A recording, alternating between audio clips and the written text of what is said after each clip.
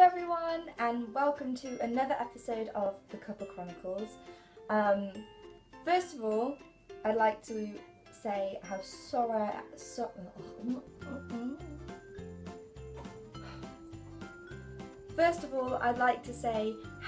I am that this video has taken so long to upload, but the topic that I wanted to discuss today has something to do.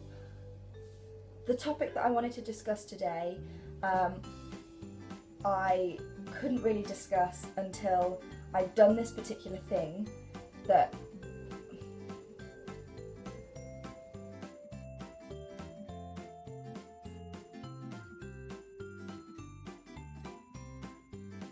So the topic I'm going to be discussing today is, of course, Harry Potter. I can't think how many of my friends I must have bored to death with me talking about Harry Potter, but it's my favourite thing, probably on par with musical theatre and tea. I love it. I love the characters, the storyline is so good. J.K. Rowling's writing, I don't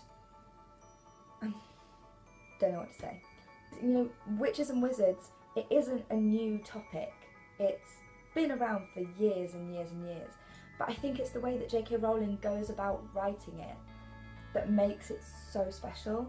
She goes into such detail about everything. If you ask her any question about the wizarding world, she would know the answer. I think it's also the fact that it's set in the modern day. So for all we know, it could be happening, and it's happening right in front of our noses and we don't even know. It so easily could be true. And I just find it so magical. And of course, since being in London, you see all of the different filming locations and things, and whenever I walk past King's Cross, I get so excited because I just think, oh, go to platform 9 3/4, go to the Hogwarts Express. I started reading the books when I was probably about 9, 10. I read the first book in primary school. My older sister lent me her copy of The Philosopher's Stone, and I read all of them. I was hooked. Then of course the films came out, and so I watched all the films. But recently, over this summer, I went on a family trip to Florida, and it was the second time we've been to Florida, but it was the first time that we went to Universal Studios and the Wizarding World of Harry Potter.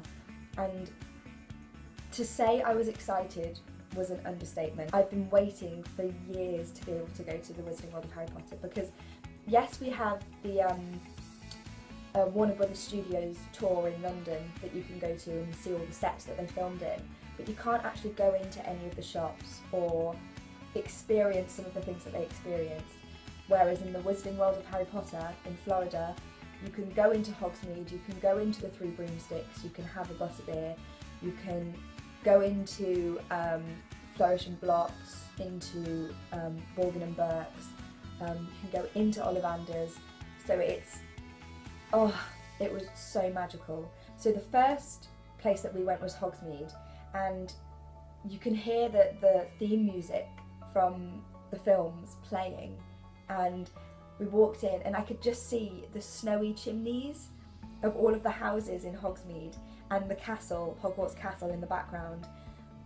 And I'm not going to deny it, I did get a little bit teary. My sister can vouch for me. I started welling up because it was so magical. Oh, most of my friends can tell you I am a proud Hufflepuff. So when I went to Florida, I got 2 souvenirs from the shops in Hogsmeade and Diagon Alley. I got a Hufflepuff fabric badge that you can sew onto clothes or onto a bag or something, but I just have it stuck on my wall. Oh, excuse me, stuck on my wall at the moment. And then I also bought a Time Turner keyring, which has actually just broken. It's still intact, the actual Time Turner itself, but it's come off of the keyring, so I need to fix that. But it looks like this. So I came back from Florida and I was in such a Harry Potter mood. I was like, I need to reread all of the books. And for my birthday this year, it was my 18th birthday, and this year was actually the 20th anniversary of Harry Potter, and so I asked my older sister, who is also a Harry Potter mad and who introduced me to Harry Potter in the first place, if I could have a special edition 20th anniversary Harry Potter book. And so what they did was they released all of the books in the house colours. So I, of course, got a Hufflepuff version. It's completely yellow and it has a badge on the front. It has the Hufflepuff crest, and it says in this sticker, 20 years of Harry Potter magic. So once I got back from Florida, I started rereading all of the Harry Potter books, starting with the special edition Philosopher's Stone. Now, the reason that I didn't upload or see any point in uploading this video before today was because yesterday I went to go and see Harry Potter and the Cursed Child at the Palace Theatre in London. I have been wanting to see this show for so long, but tickets are so expensive that I didn't think I would ever be able to go. And one of my best friends, Hope, I hope she doesn't mind me mentioning her on here, she won Friday 40 tickets. The play is split into two parts because there's so much that happens that there's no way that you could fit it all into one play that lasts 2.5 hours long. So there's two parts, and I got to see both parts for £40. I was so lucky, and we were sat 2 rows from the front. I'm not going to say anything on here about what happens because I do not want to spoil it at all. The whole thing is like hashtag keep the secrets and don't say anything to anyone because there are massive reveals in this. Also, they've released a paperback version of the play script, so for the people that can't see it, they can read the script and see what happens. But of course, seeing it in real life and seeing actual people playing the characters will be 10 times more exciting than reading the script. I actually have the script, and I had it before I went to go and see the play, but I didn't want to read it just because I wanted to save it for after I'd reread all of the Harry Potter books, and it actually worked out so well that I didn't read it, and I'm so glad that I hadn't read it before I went to go see it because it would have spoiled it. Yes, I would have known what had happened, but at the same time the magic still would have been amazing. Like some of the things that they did, I have no idea how they did, but it was so cleverly done. It felt like real magic. And the actors and the actresses were phenomenal. I've never seen anything like it. It is the best production I've ever seen, ever. Whilst I was in Florida, I really wanted to get a Harry Potter Hufflepuff scarf, but they were so expensive, and I just thought there's no point in spending this much money. And when we went to the theatre yesterday, I asked how much a Hufflepuff scarf was, and it was only £18, and I was like, they've kind of redone all of the uniforms, so they're all slightly different colours, and so the scarf kind of looks very similar to a Gryffindor scarf, just with the colours that they've used, but it is in fact a Hufflepuff scarf. So I'm going to put it on and show you what it looks like, but just so that people don't question, it is definitely a Hufflepuff scarf, but it looks sort of like a Gryffindor scarf, but it is a Hufflepuff scarf, I promise you. Here it is! Hufflepuff. I feel like I should have been wearing this for the whole video. I love it. I feel very like Harry Potter right now with the glasses and the scarf. I've got everything going on. I want to see it again because now that I know what happens and I'm not concentrating on trying to follow the story, I can just focus on the magic, because I was like, oh my god, some things happen so quickly that you completely miss them. So I'd love to go and watch it again just because it was amazing, and who wouldn't want to go and watch a show that they love again and again and again.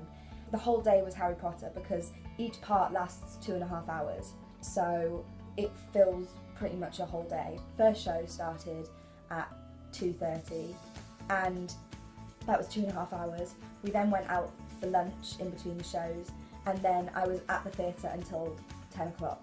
I'm so lucky that I went because I know how difficult it is to get Cursed Child tickets. So thank you, Hope, for this wonderful, wonderful day. Also, whilst we were at the theatre, we bumped into an Australian guy called Jack who is travelling. He literally got the Eurostar from Paris the same day that he came to watch Harry Potter and the Cursed Child. So when we went for lunch with him, and he was so lovely. He's also a musical theatre fan. So if you're watching this, it was so lovely meeting you, Jack. I really hope that you have a safe rest of your travels. It just helped to make the day so much more magical. Making new friends and coming together because of our love of Harry Potter and theatre was so wonderful. So Harry Potter and the Cursed Child is definitely one to go and see if you can. All I can say is I can't thank J.K. Rowling enough for what she has done, because she's created something that has brought so many people together, and it's amazing for me what your imagination can do.